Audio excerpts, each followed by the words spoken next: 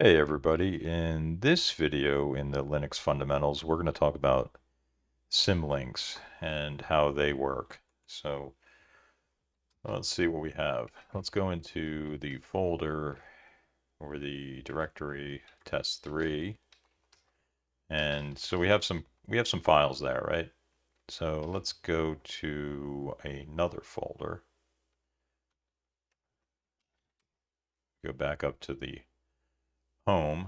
We can always type cd. Let's make directory symlink. Okay. And we'll go into that directory. So we are in the home Chris R symlink directory right now. So there's two types of symlinks, hard and soft. So the hard symlink points directly to the file, basically to the underlying blocks. So let's create one of those. So I'll create a ln test1.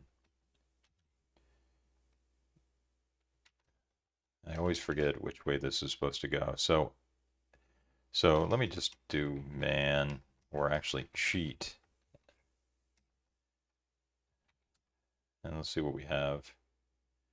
Source location to symlink location. Okay, so that's what I always forget that. So it's nice to have that as a reminder.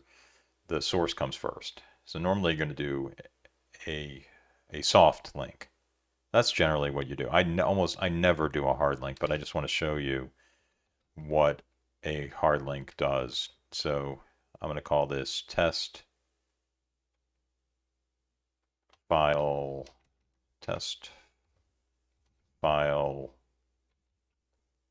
hard link. Okay. And right, that is going to be the symlink location. And the source location is going to be to the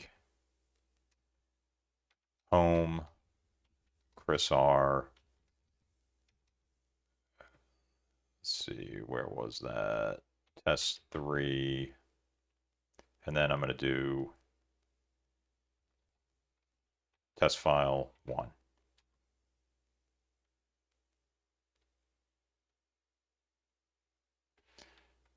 Okay, so it didn't allow me to do that. Is that because I don't have permission? Well, let's check if that's why.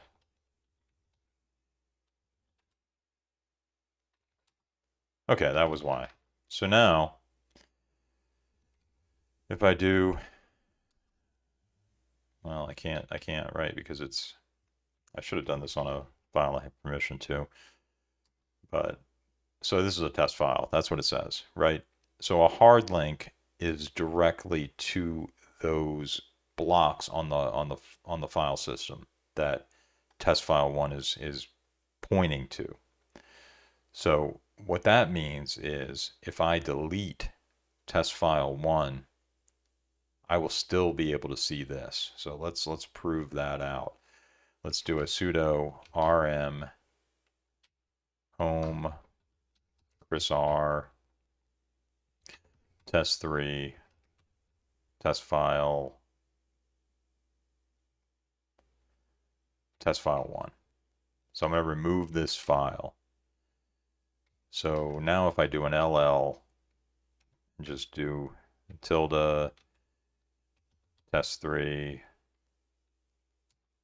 you can see right now test file 1 without the capital T is gone. So that's gone. That file's gone. But now let's look at our test file hard link. You can still see the test file hard link is there and it has actual data, right? So you can see that that test file 1 is gone, that it was hard linked to.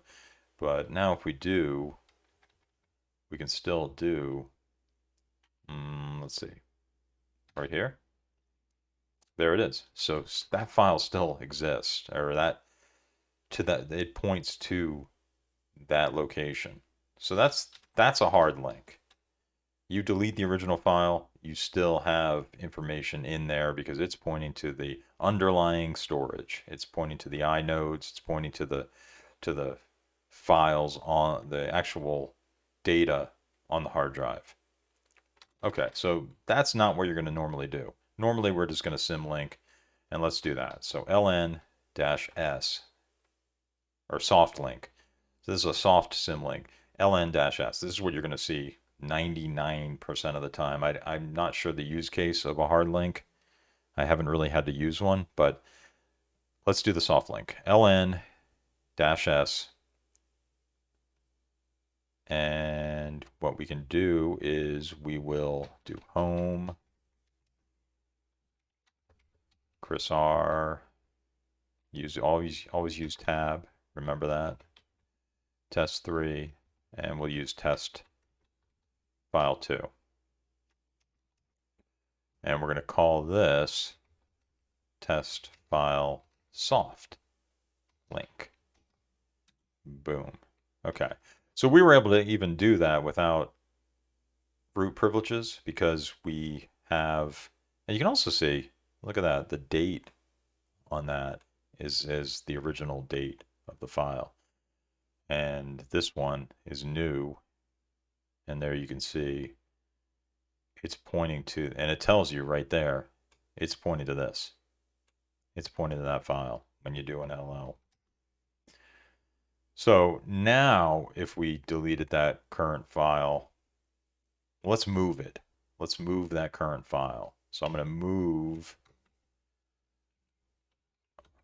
home Chris R test3 test file 2. I want to move it to here. So that would be that.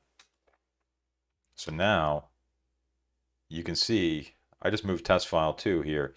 Now if we look at test file soft link, you see how it's red? It's showing, if I do a cat test file soft link, it can't find it. The file's gone. So remember, the hard link, it stayed, even when we deleted the file, since it was pointing at the underlying storage, it still worked. So that's the real difference between soft and hard links. Now, so what's the use case for soft links? Sometimes if you needed to move some storage somewhere else, I've had to use it in the past when I was running out of log space. So I created a new log space under the directory, a soft link to a new place with that I had more storage on, so I could continue to add files to this same folder structure rather than change the application to point somewhere else. So that's the use case I've seen. And you can also just, a lot of times you'll see soft links to libraries or something else in Linux. So it's often you'll have this, and you might have to do this to fix some kind of problem. If you're missing a library, or if the library name is wrong, you can sometimes soft link to the original library with a different name, like libso.1. That'll sometimes work too. I've had to do that in the past just to get something working. Okay. So let's move test file 2 back to where it was. Home, Chris R, test3.